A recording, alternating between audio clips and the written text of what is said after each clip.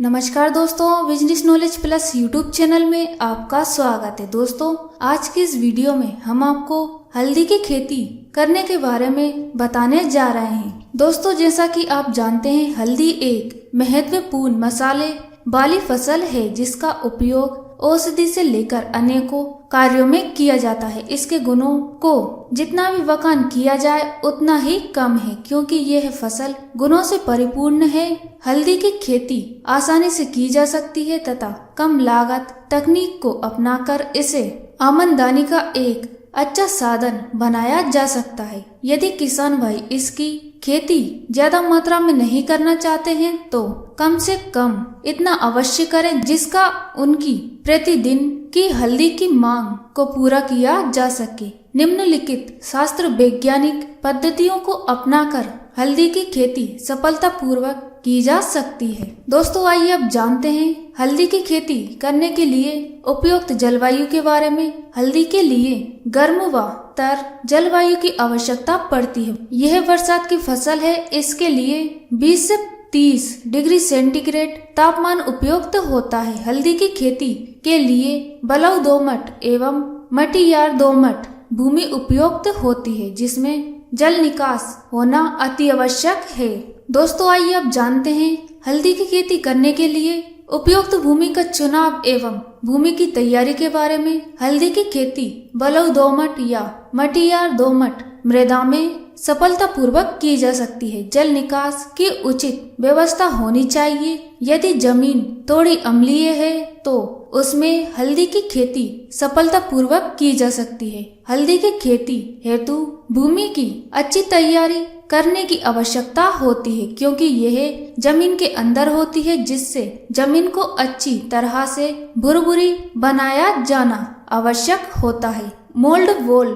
Plough से कम 1 feet गहरी जुताई करने के बाद 2-3 बार कल्टीवेटर चलाकर जमीन को अच्छी तरह से तैयार कर लेना चाहिए और इसमें पाटा चलाकर जमीन को समतल कर लेना चाहिए एवं बड़े डेलों को छोटा कर लेना चाहिए। दोस्तों, आइए अब जानते हैं हल्दी की खेती करने के लिए हल्दी की उत्तम किस्मों के बारे में। मसाले वाली किस्म पूना, सोनिया, गौतम, रसीम, सुरोमा, रोमा, कृष्णा, मेघा, हल्दा 1, सुकर्ण, सुगंधन तथा CO1 आदि प्रमुख किस्में हैं जिसका चुनाव किसान कर सकते हैं, जिससे हल्दी की खेती से अच्छी पैदावार प्राप्त हो जाती है। दोस्तों, आइए अब जानते हैं हल्दी की खेती में बीज बुवाई के बारे में। बीज की मात्रा कंद के वजन के अनुसार घटती बढ़ती है। इसकी रोपाई हेतु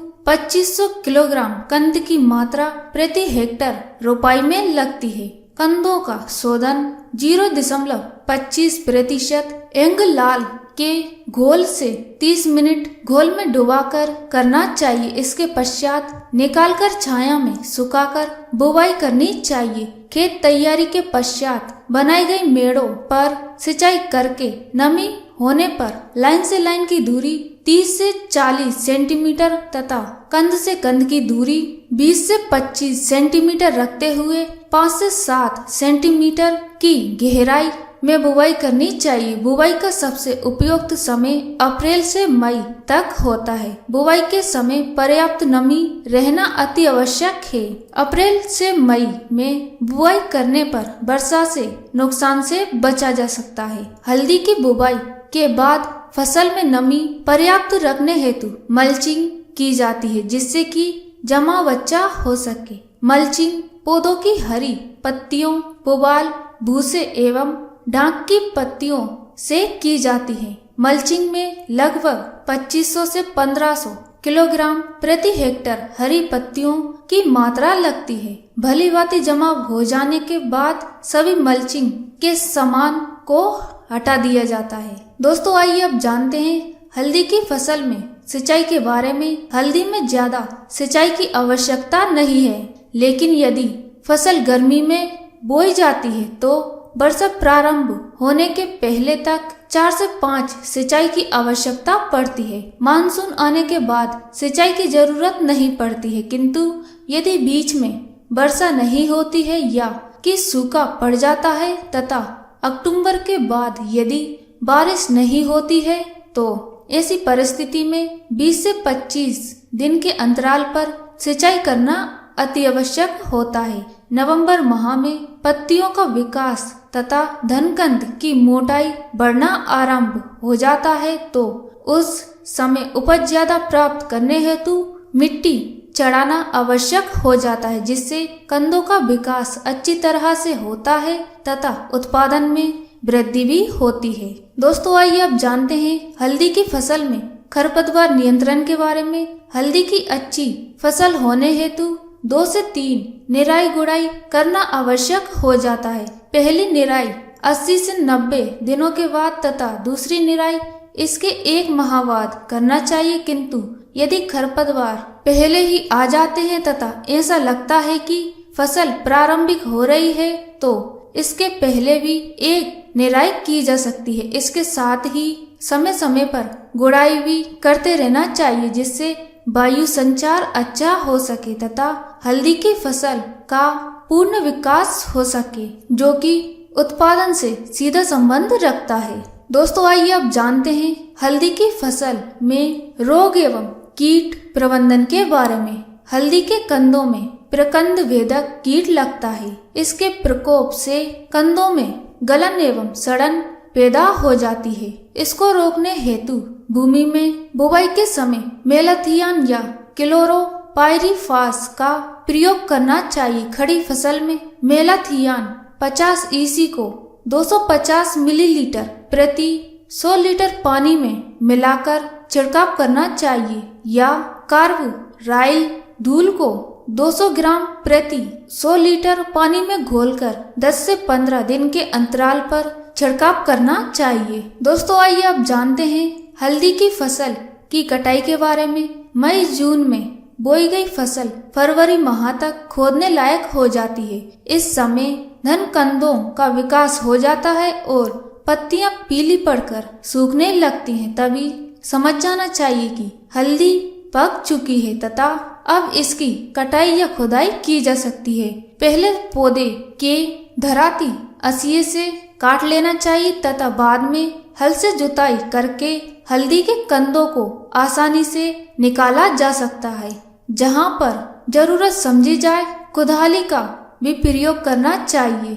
हल्दी की अगेती फसल 7 से 8, 8 से 9 माह तथा देर से पकने वाली फसल 9 से 10 माह में पककर तैयार हो जाती है। इस समय आप कटाई कर सकते हैं। दोस्तों आइए अब जानते हैं हल्दी की खेती से उपज के बारे में। जहां पर उपरोक्त मात्रा में उर्वरक तथा गोबर की खाद का प्रयोग किया गया है तथा सिंचित क्षेत्र में फसल बोई गई है तो 50 से 100 क्विंटल प्रति हेक्टर तथा असिंचित क्षेत्रों से 50 से 100 क्विंटल प्रति हेक्टर कच्ची हल्दी प्राप्त की जा सकती है। यह ध्यान रहे कि कच्ची हल्दी को सुखाने के बाद 15 से 25% ही रह जाती है। दोस्तों आइए अब जानते हैं हल्दी के उपचार के बारे में।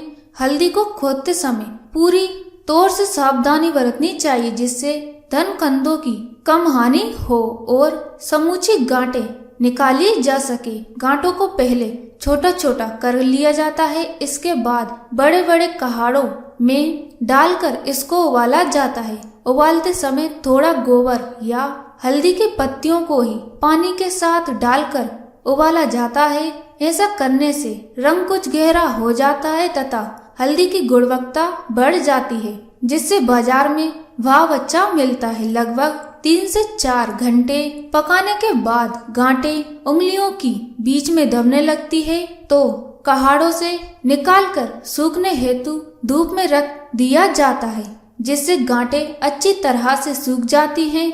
इसके बाद किसी खुरदुरे चीज से गांठों को रगड़कर साफ कर लिया जाता है। बड़े पैमाने पर यह कार्य मशीनों से किया जाता है और इस तरह से हल्दी की गांठें तैयार हो जाती हैं। तो दोस्तों आप इस तरह से हल्दी की खेती करके अच्छी खासी इनकम कर सकते हैं। दोस्तों यदि वीडियो में बताई गई जानकारी पसंद आए और अच्छी लगे तो कृपया हमारे इस वीडियो को लाइक और शेयर जरूर करें, और भी इसी प्रकार की अगली वीडियो की जानकारी प्राप्त करना चाहते हैं तो कृपया हमारे इस business knowledge plus YouTube channel को सब्सक्राइब जरूर करें ताकि हमारी आगे आने वाली वीडियो की जानकारी आप तक पहुंच सके। तो दोस्तों मिलते हैं इसी प्रकार की अगली वीडियो के साथ, तब तक के लिए नमस्कार दोस्तों।